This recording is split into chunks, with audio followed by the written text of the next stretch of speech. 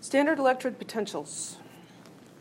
So this is a standard potential for the cell. That depends on the specific half reactions. It's a measure of the potential difference between the two electrodes, the oxidation side and the reduction side. So we can think of each of those electrons in the half cell. So we've got one electrode in the cathode half cell and one in the anode half cell as having their own potential, right? It's just like with a stream, you've got an elevation of the beginning and an elevation of the end, right? And the difference tells us how fast the water's going to move. So the standard electrode potential is a potential for each electrode. And then the standard cell potential is the difference between those electrode potentials. That's the difference between the cathode and the anode. So we're going to stick with our water analogy. Here we have two containers connected by an open tube here. And if we have a high level of water on the left side and a low level of water on the right side, what's the water going to do? It's going to flow from the high potential side to the low potential side until they're both at the same level. This difference in potential drives the movement of the water.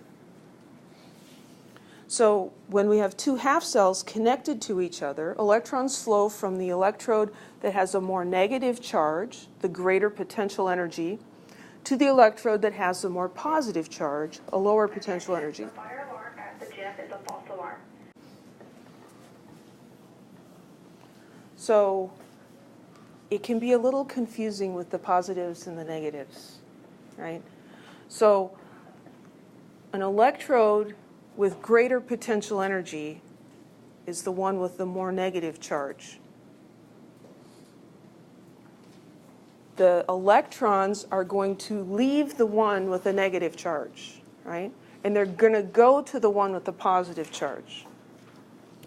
So if the anode, which is the negative electrode, has a large negative potential and the positive cathode has a large positive, then that difference is very large and the electrons are going to flow.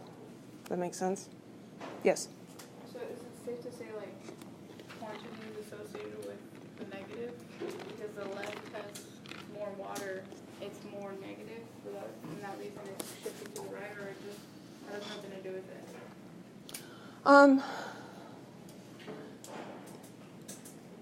Yeah, that doesn't quite work, I don't think. This is high potential energy. So when we think about potential energy, gravitational energy is how far above something you are, right? And something that's very high falling is going to have a larger change in energy than something that's very low and falling, which is why small children fall down and they're like, whatever. And grown-ups fall down and we're like, sore for weeks. Because we're taller, right? This is going from high energy to low energy. And so the electrons are also moving from high energy to low energy. We just have to be careful about the sign because the electrons are negative. And so they're going to move away from a large negative. And they're going to move towards a large positive. We'll go on and then we can circle back to this if we need to. Yeah. Pardon me? Yes, it's just if the difference, like with water, the larger the difference, the faster the flow, right? If the difference is very small, it's still going to flow, but it's not going to flow as fast. These electrode potentials in a half cell, we can't measure them directly. So with entropy, we said there is a zero entropy, and so we can measure relative to that. With other things like enthalpy or altitude on the Earth, there's not really a zero that we can use. And so we say, well, this is what we're going to use as our reference point.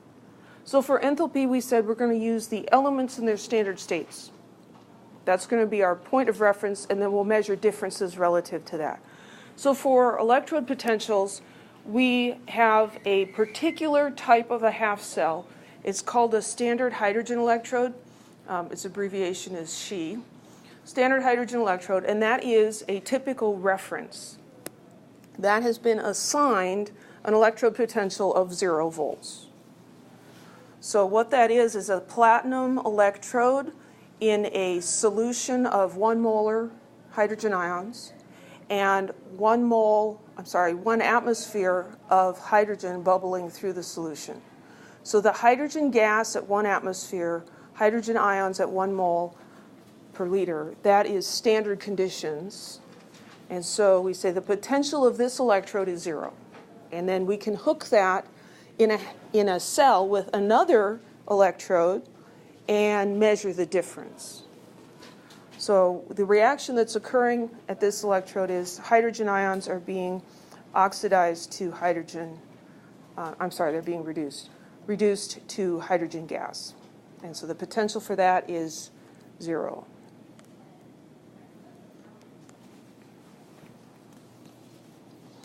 So here we've got another electrochemical cell. Now over here on the cathode side, we're using that standard hydrogen electrode. On this side, we have zinc being oxidized to zinc 2 ions.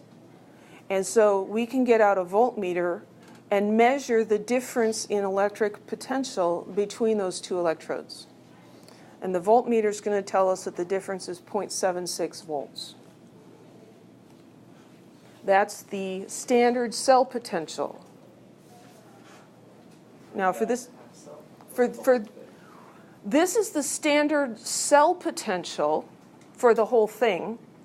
Because we're comparing it to something that we've defined as 0, it is related to the potential of the electrode itself. So if this is the standard, then the zinc ions here have to be 1 mole per liter. Because changing the concentration changes the potentials. So it would define the standard cell potential as a difference in voltage between the cathode and the anode. So why cathode and anode? Well, the change, the difference, we always do final minus initial, right? What are the electrons doing? They're going from the anode to the cathode. So they end up at the cathode. So we're going to take the potential of the cathode and subtract the potential of the anode, and that gives us the cell potential. So the pointer won't go, oh, no, there's a line, you can't go there. It's down there. So it's the cathode minus the anode. So the measured cell potential for that cell is positive 0.76 volts. Since we know the potential of the standard hydrogen electrode is 0, we can figure out what the electrode potential for that zinc 2 plus half cell is. So E cell is E cathode minus E anode. We measured the cell potential at 0.76. We know that the cathode is 0 minus the anode. So then the potential of that anode must be negative 0.76 volts. We could diagram it like this, potential energy increasing. So the potential energy is higher at the anode for the electrons because a larger negative is a higher energy for the electrons. And so the electrons are spontaneously going to move from high potential to low. They are wanting to leave the negative and go towards the less negative. So more negative electrode potential means greater potential energy of an electron at that electrode because negative charge repels electrons. Any questions?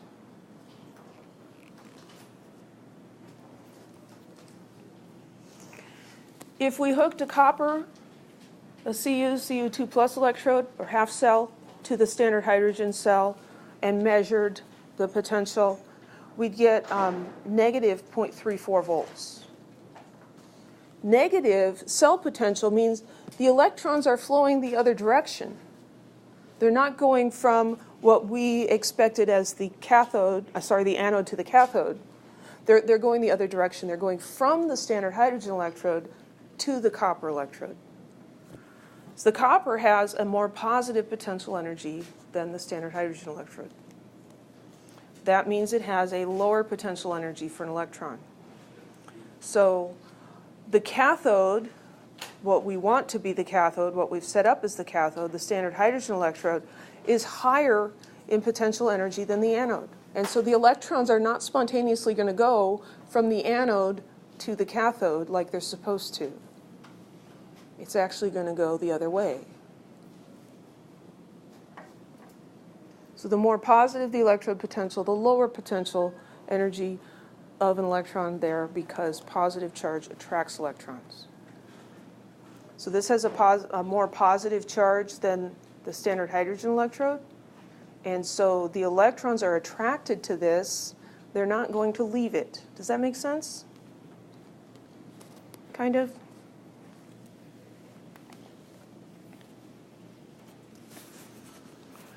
So we see that that copper electrode is positive relative to the standard hydrogen electrode, tends to draw electrons away. The zinc electrode was negative and tends to repel electrons toward the standard hydrogen electrode. By convention, we write all of the standard electrode potentials as reduction half reactions. So writing this as a reduction, we've got copper 2 plus 2 electrons is going to copper. And the potential for that is plus 0.34 volts. Zinc ions being reduced to zinc metal, that has a negative standard potential, minus 7.6 volts.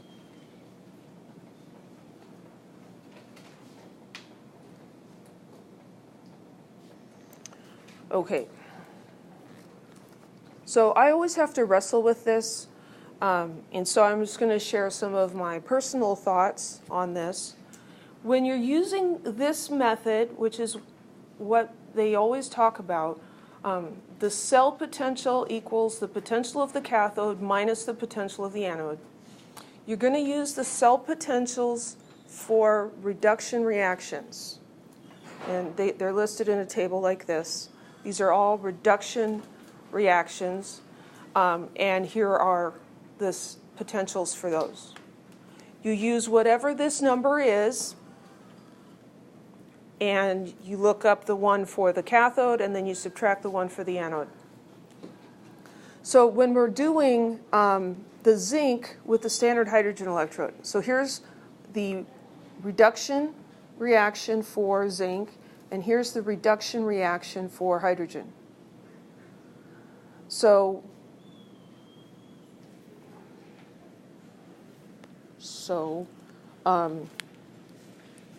if we want to calculate the standard cell potential, we take the potential of the cathode. The standard hydrogen electrode was the cathode, and that was 0.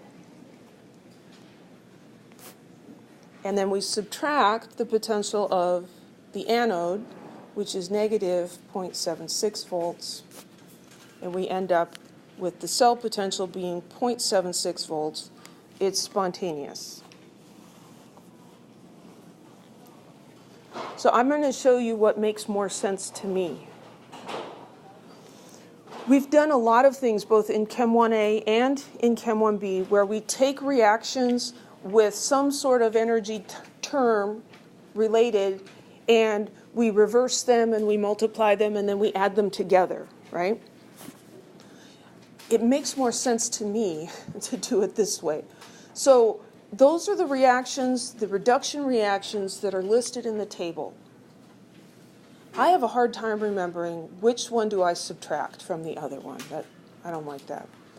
So what I'm going to do is I'm going to say, well, this is the reaction that I have occurring at one electrode. The reaction I have occurring at the other electrode, though, is the opposite of this. So I've got zinc going to zinc ion, plus 2 electrons. That's the oxidation that's occurring at the anode, right?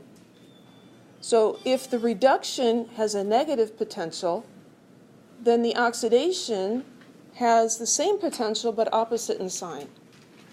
So just like when we did this with delta H or delta G or something, if you reverse the reaction, you change the sign.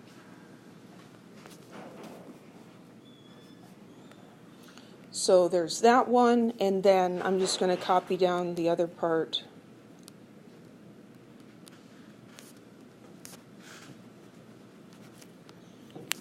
And its E is 0. And then I'm just going to add them together. And I get E cell is equal to plus 0.76 volts. Yeah. And you think about it, reversing the sign and adding is the same as subtracting, right? It's just a conceptual difference.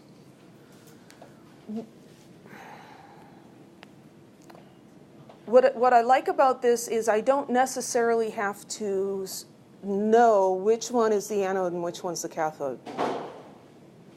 I can look at the reactions and say, well, zinc is going to zinc ion, I need to reverse this one. Then if I reverse it, I change the sign, and then I add them together.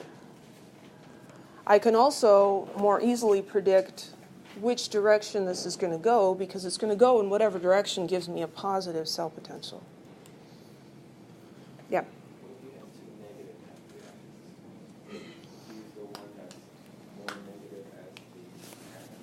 Yeah, so what if you had 2 of these and they're both negative? Well, if you switch the largest negative one around and then add them, you're going to end up with a positive number, right?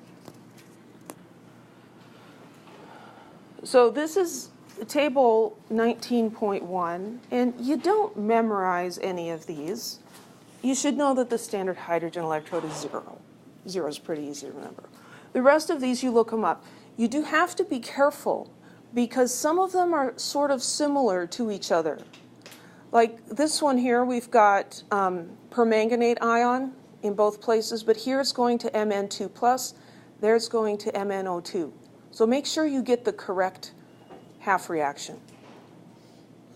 At the top of this list are the stronger oxidizing agents. These are the things that are going to be easily reduced. They're weaker reducing agents, so they're stronger oxidizing agents. And then as you go down, they become stronger and stronger reducing agents and weaker oxidizing agents. There wasn't room for the whole table, so I put it on 2 slides. Here's our standard hydrogen electrode in the middle here. So these are arranged in order of high positive going down to 0 and then going to large negative.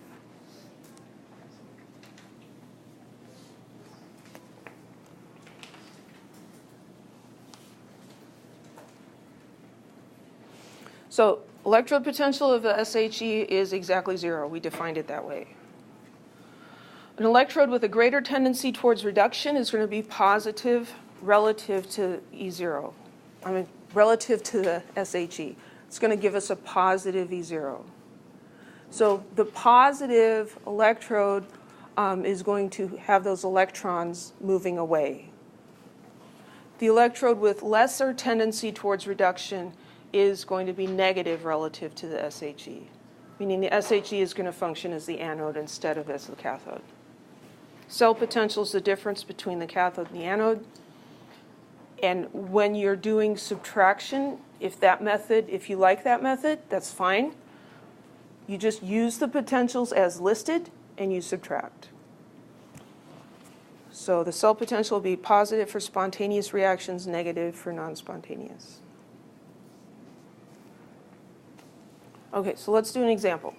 Use tabulated standard electrode potentials to calculate the standard cell potential for the following reaction occurring in an electrochemical cell at 25 degrees Celsius. The equation is balanced. We don't need to worry about that. So what we need to identify here is what's being oxidized and what's being reduced. So we've got lead 2 ion would have to be gaining electrons to form solid lead, right? So that would have to be 2 electrons. And then we've got chromium going to chromium 3 plus 3 electrons. So here I'm writing the half reactions in their simplest form rather than just pulling this apart like I did earlier. Either one is fine. It is important to note that if you multiply a half reaction, like here the half reaction will be multiplied by 2, you do not multiply the cell potential, the electrode potential. You don't multiply those. So those are the 2 half reactions that are occurring. Which one is the oxidation?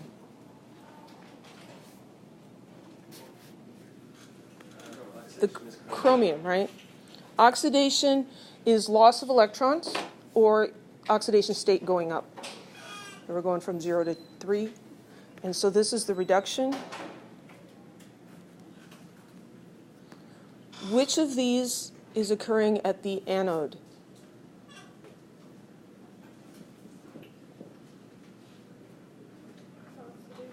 The oxidation. Oxidation occurs at the anode. They both start with a vowel. So this is what's going on at the anode. And the red cat, reduction is happening at the cathode. So using the Book's method, the standard cell potential is going to be the standard potential for the cathode minus the standard potential for the anode. And so we need to go look those up.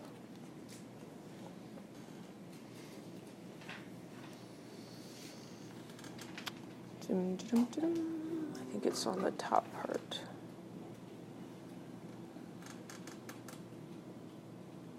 I'm looking for lead and chromium.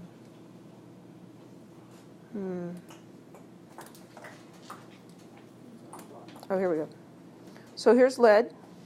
Pb2 plus 2 electrons going to lead.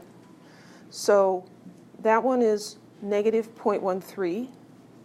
And see here there's 2 chromium 3s. This one is going from chromium 3 to chromium 2. That's not what we've got. We've got chromium 3 going all the way to chromium metal. So that's negative 0.73. So we've got negative 0.13 and negative 0.73.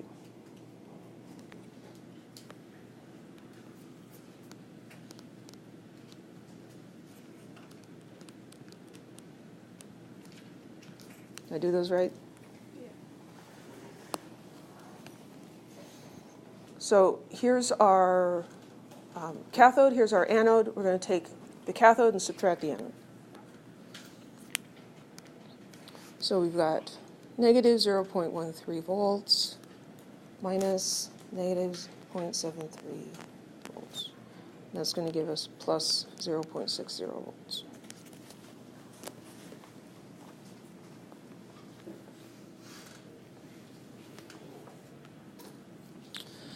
So these numbers from that table are for reductions, for reduction half reactions.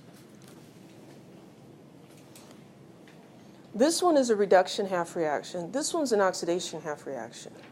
So if you find that method confusing, if I want this to be an oxidation, then I would change the sign on its potential and add them together. So I'd have negative 0.13, and I'd have positive 0.73, and I'd add them together, and I'd get the same answer.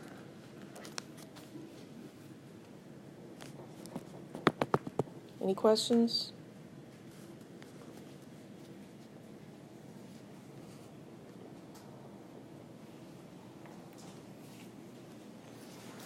Yeah, that's what we just did. So we can predict whether, we can predict which direction is spontaneous. So you're going to compare the standard cell potential for each half reaction. The one that's more negative tends to lose electrons, because the electrons are trying to get away from it because it's negative, right? Losing electrons is oxidation. The more positive one is going to tend to gain electrons, and that's going to be reduction. So it doesn't necessarily have to be positive. It's just more positive than the other one. Another way to think of it is that any reduction half reaction is spontaneous when paired with the reverse of a half reaction listed below. So let's go back to that table. Let's use this part. So if I pick, well, I can't go up that far, so I'll pick this one, tin. Tin 2 plus going to tin. This one will be spontaneous with the reverse of anything below it. Because if I've got negative 0.14, reduction occurs where? At the cathode. So these are reduction.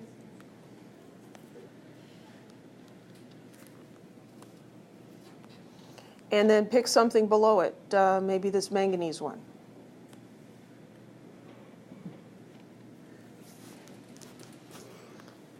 So anything below it would be an oxidation instead.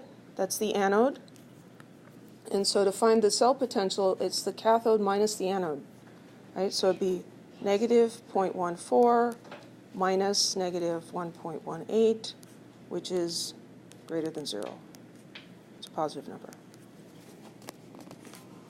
Okay?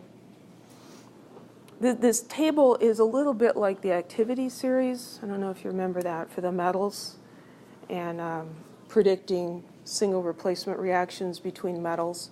It's actually really related to this. The way I think of it is whoever's at the top of the list is going to happen as written. Whoever's below them on the list has to do it backwards. And then that will occur.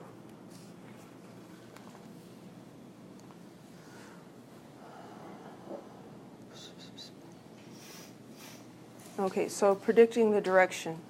So here we've got a cell, and these are our half reactions. We've got nickel 2-ion and nickel metal, manganese 2-ion and manganese metal.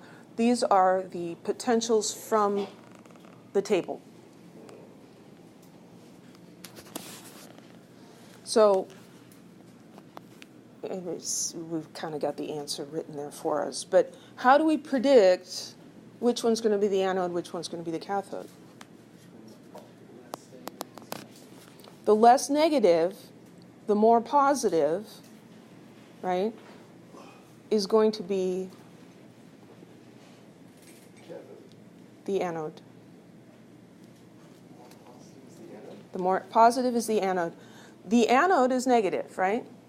The anode is negative, and it repels the electrons. It sends the electrons on their way. So if this is more negative, that's going to be more spontaneous. The cathode would have to be more positive. Did I say that backwards? So. Yeah. Sorry. So, no, what am I doing?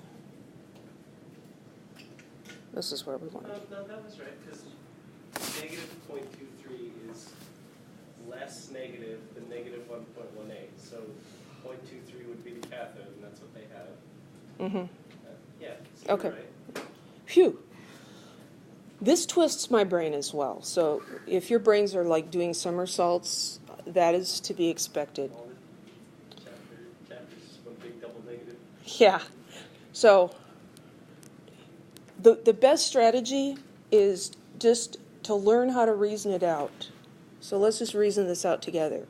So the cathode is positive because we like cats, or because cations are positive. The anode is negative.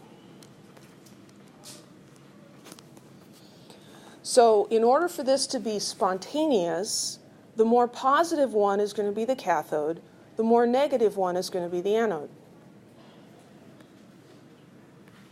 What happens at the anode, oxidation or reduction? Oxidation, because oxidation and anode both start with a vowel. And at the cathode, we've got reduction going on because it's a red cat. So we want to choose the more positive one to be at the cathode, and so that's going to happen in the forward direction, and the one at the anode is going to happen in the reverse direction. So at the anode, we've got oxidation, which is manganese going to manganese 2 ion plus 2 electrons. That's the reaction occurring at the anode. And this guy is occurring at the cathode.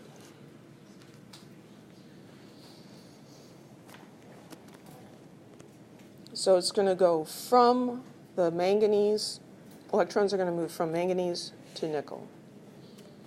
Any questions?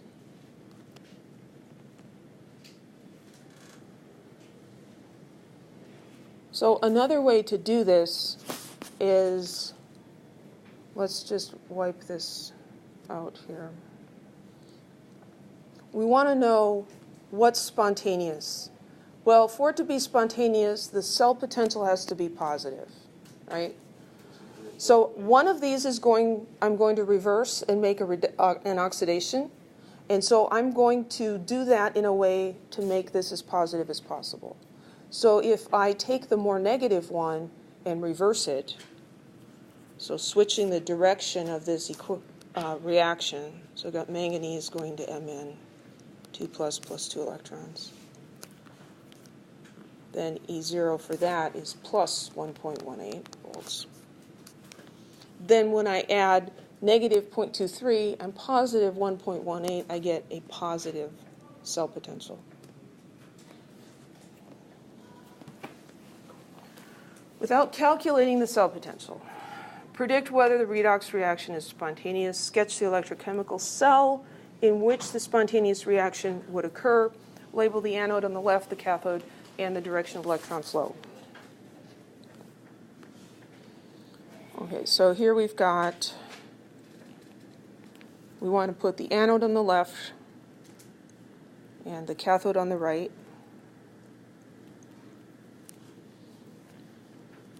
And we need a salt bridge in here. We need some solutions. We need electrodes. And something to measure the electricity.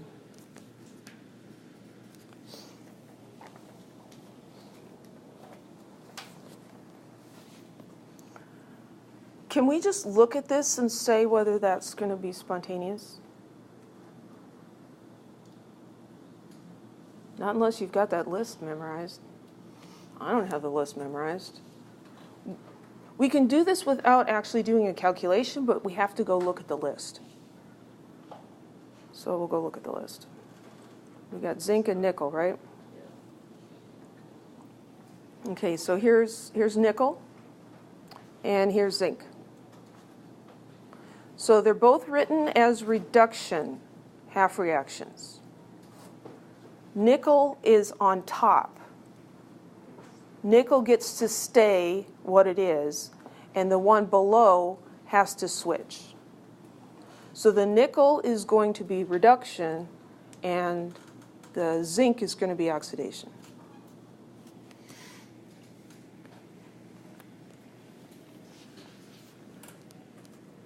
So we've got nickel above zinc, right? So the nickel one is going to be the reduction reaction. The zinc one's going to be the oxidation reaction. We figured out that by just looking at the table. That's what would be spontaneous. And so then we look at this and see, well, is that what's happening? We've got zinc going to zinc 2 plus. Is that oxidation or reduction? That's oxidation. Oh, and that's what we predicted here. And the nickel's going from plus 2 to 0, and so that's the reduction. So this is spontaneous. So we've got the electrons going from the anode to the cathode. So this is the direction of the electrons. And over in this anode side, oxidation occurs at the anode. So this is going to be our zinc electrode, and this is going to have zinc ions in solution. And then this is going to be a nickel electrode and nickel ions in solution.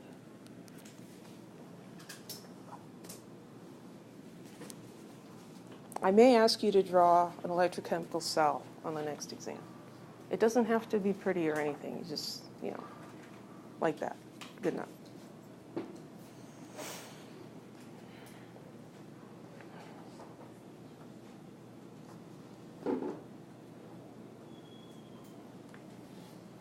Is this redox reaction spontaneous under standard conditions? We got to go to the list. So we've got zinc and we got calcium.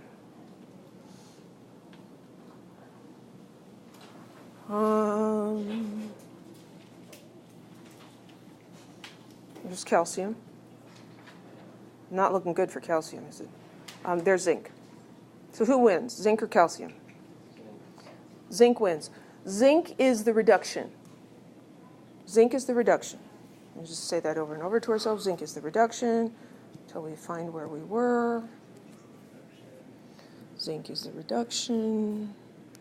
So zinc is the reduction and calcium is the oxidation. So what do we have going on here? Zinc going to zinc 2+. Is that oxidation or reduction? That's oxidation. But this said it needed to be reduction to be spontaneous. So here we've got calcium 2+ going to calcium 0. That's reduction. That's supposed to be oxidation. So is this spontaneous? Nope. Any questions?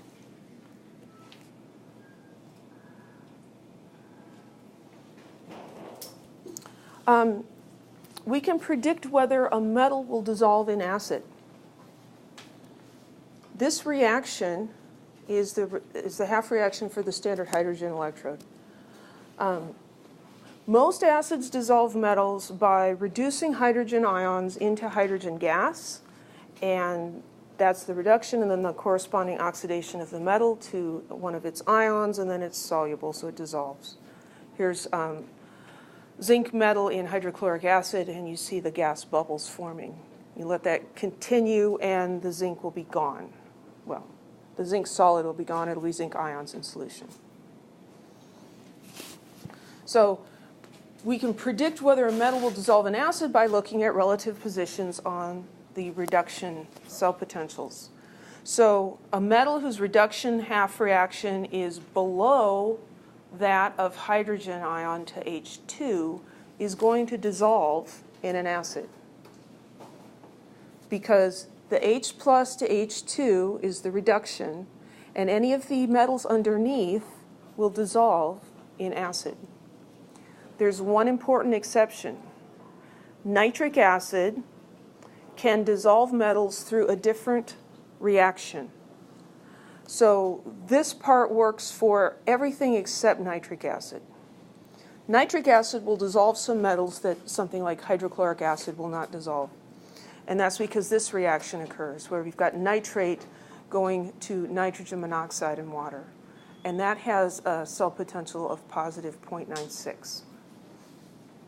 So this half reaction is above the reduction of hydrogen.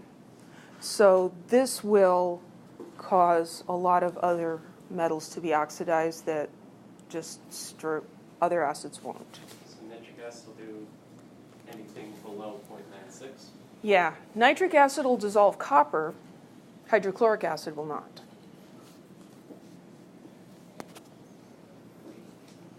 Let's go just look at the table.